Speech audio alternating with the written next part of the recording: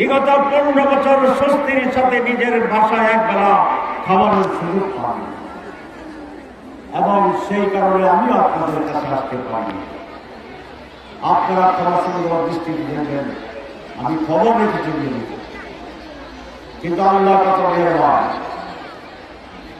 আমরা চেয়েছিলাম শেখ হাসিনার পদত্যাগ, আল্লাহ তাকে দেশ ত্যাগ করে দিচ্ছে, ঠিক কিনা? এখন আমরা মুক্ত স্বাধীন, এখন আমি আসতে পারি, আপনারাও ঢুকতে পারেন, যেতে পারেন এক বাড়ি থেকে আরেক বাড়ি।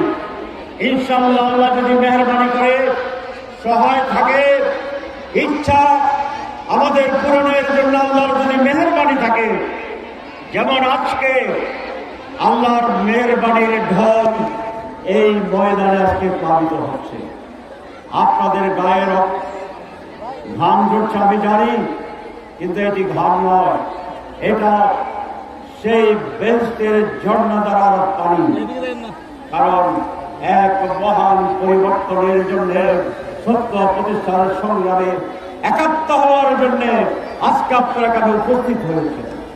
আমাদের মহিলা সাহাবীরা আল্লাহ রাসূলের সময় যারা ইসলাম গ্রহণ করেছিলেন, সেই তত্ত্ব মরুভূমিতে তারা শুধু ঘাম দেয়নি, তারা শুধু চোখের পানি দেয়নি, তারা রক্ত দিয়েছে, তারা জীবন দিয়েছে, তারা শহীদ হয়েছে। তোমার আল্লাহর দ্বীনের পতাকাকে আমাদের বোন সুমাইয়ারা উড্ডীন করে রেখেছিল নিজের জীবনকে দিয়ে।